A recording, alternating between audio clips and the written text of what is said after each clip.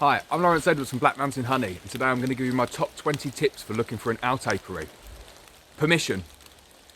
Always go and speak to the landowners. It's a good idea to find out where you want to keep your apiary first, but then please don't go and bring your bees to the apiary without requesting permission from the landowner. Forage. Always research the area thoroughly before you commit to putting bees in the site. You want a nice, good, wide range of forage to last you throughout the year. Go for some big hitters, some big trees, some lime, maybe apple, cherry, bramble's always good, rosebay willow herb, lots of nice weeds. It tends to be the derelict, not so nice looking areas that perform really well as apiaries, so do your research before you commit. Climate.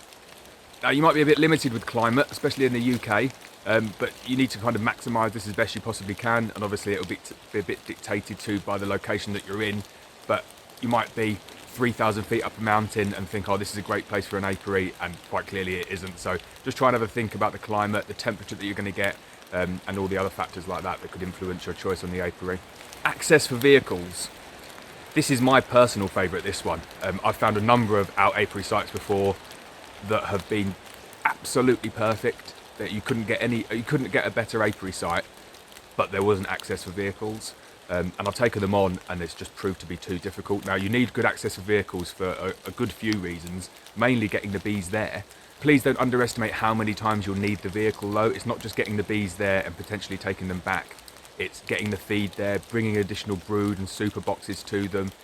It's that 10-minute walk each way can add a huge amount of time onto your weekly inspections, so kind of think wisely. I have a rule, I won't take an apiary site unless I can get the car up within kind of 10, 15, 20 metres of it, and that seems to be a good rule to go by. Out of sight. Some people don't really care too much about this one. For me, it's important. I don't want to increase the risk of my hives being stolen, so I always look for apiary sites that are completely out of sight. I try and camouflage them as best as I possibly can, maybe put them behind a hedge. I don't want people driving past or walking past and kind of saying, oh, there's an apiary over there. That information spreads very quickly, so I do my very best to keep my locations as secret as possible, and it's always best to keep your apiaries out of sight. Number of hives. Now, if you're moving 2 or 3 hives out to an out apiary and you know you're never going to get any more than that, then this isn't much of a big problem. But do speak to the landowner when you're approaching them for the first time and give them a realistic expectation in terms of how many hives you're going to be bringing there. For me, an out apiary, it needs to be at least 10 hives. I have some that kind of run up into 20 or 30, and I've never really gone much above that just for fear of diminishing returns. Landowners might be very welcoming to 1 or 2 hives, and if they see 30 hives coming along, they could potentially kick you out at short notice. So you want a nice out of the way location and agree that with them up front and tell them the number of hives you're planning on bringing to the apiary. Protection from livestock. Now in North Wales this is really important. We don't have many arable crops around here. All the landowners keep sheep or keep cows, and cows and sheep are very kind of nosy and want to know what's going on within your apiary, so you need to completely fence them off from any livestock. There might be an area within the landowner's farm that is already fenced off if you're lucky, but 9 times out of 10 you're going to have to put some sort of fencing up or repair some fencing to stop the livestock getting in, so just bear that in mind. You don't want to keep them in an open field with cows. They will just go up to them and knock them over. I've had that once with cows and once with horses. And especially what you don't want to happen is you don't want the animals to kind of get stung by going up and annoying the bees, and that happens as well. So you just need to take into account, protect the livestock and protect your bees. Away from water. Now I've got a couple of sites that are very close to small streams, and I've seen these streams over kind of 3 or 4 years, and I know that if they do flood, it's not that drastic at all. You need to be very, very careful when you're siting apiaries within floodplains. We've seen it once already last year where a bee farmer in Sheffield lost a lot of hives due to significant flooding events. So you just need to take that into consideration and make sure that you don't put them too close to any water, but also too close to any floodplains. Protection from winds. We've already spoken about a suitable climate for the site, but I want to specifically pick out protection from winds as another criteria for setting up an out apiary. You want to give them the best chances possible to get through winter, and in a very windy site, you're going to be constantly going up there and trying to have to check to see whether they've been blown over or not. Now, I ratchet all of my hives down with ratchet straps onto pallets. I don't have many that fall over, but also I use open mesh floors, so it can be very drafty for the bees. So I want to kind of find a really nice, secluded, not windy site at all. So it's just best to keep them out of the wind. Sunny and open. So this is the final weather-related category. Sunny, obviously, is kind of completely dependent on the weather. But all I'm saying is that you just don't want them in kind of thick woodland. I keep a lot of my hives actually in open woodland, and that works really well. It gives them good protection from the rain, good protection from the wind. There seems to be a bit of a myth going around that you don't keep bees under trees because the bees don't like the pitter-patter of the rain when it comes down. But I don't see that's any different to them being out in the field, so I tend to ignore that one. But it's just saying you kind of want to work with the weather as best as possible. Don't put them in a dank, dark place. You want to put them in a nice sunny location, and then that tends to get the bees working earlier in the morning, later in the evening, and it can help improve their health and your honey crop. Proximity to other beekeepers. Now, this is a pet hate of a number of bee farmers and beekeepers.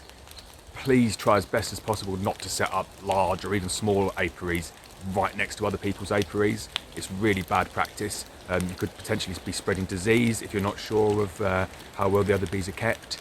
You're kind of competing for forage. There's plenty of locations where you can be really quite far away from other apiaries, so try and respect other beekeepers and keep it as far away as possible. Enough space to work. Now, I've had a couple of apiaries like this where I think I found the perfect apiary. It's in an excellent condition, an excellent location with really good access, and there's just not been that much space to work.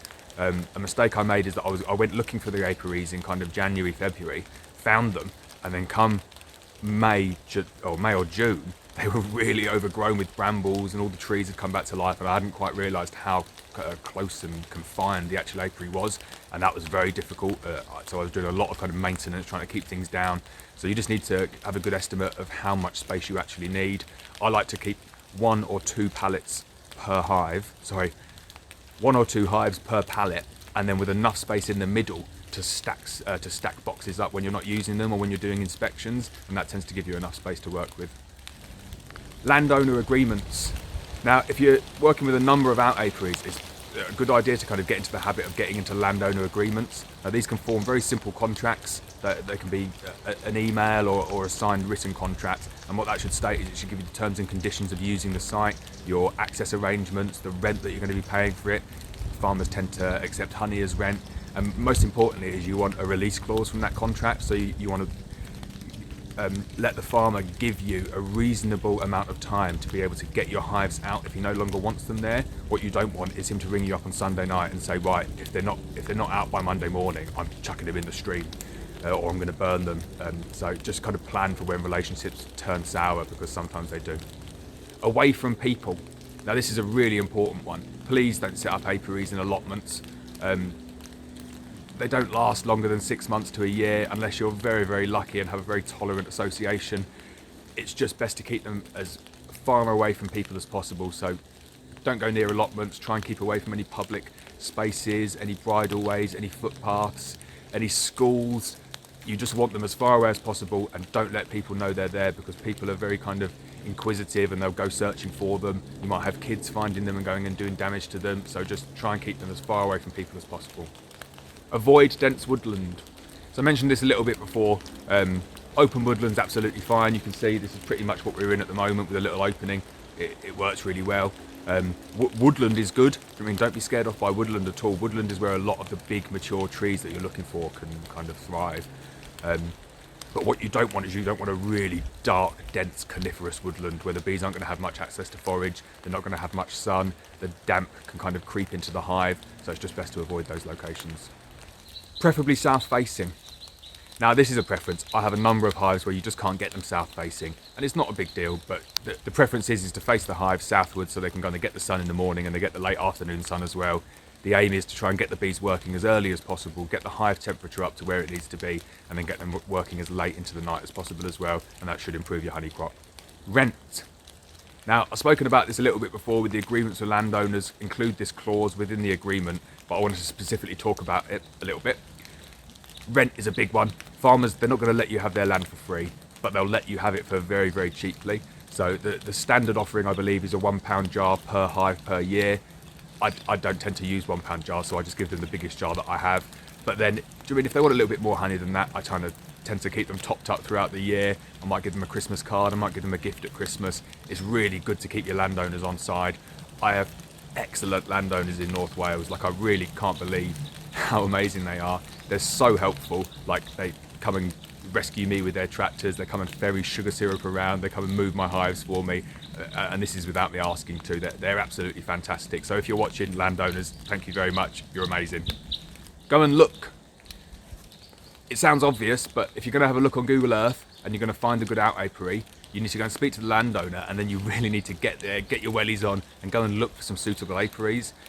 Try not to feel pressured into the first spot. The landowner might have a piece of land that he's really not that interested in using, and it might not be suitable. So don't accept something just because it's the first one that you've gone and looked at. Landowners are really keen to work with beekeepers, in my area anyway.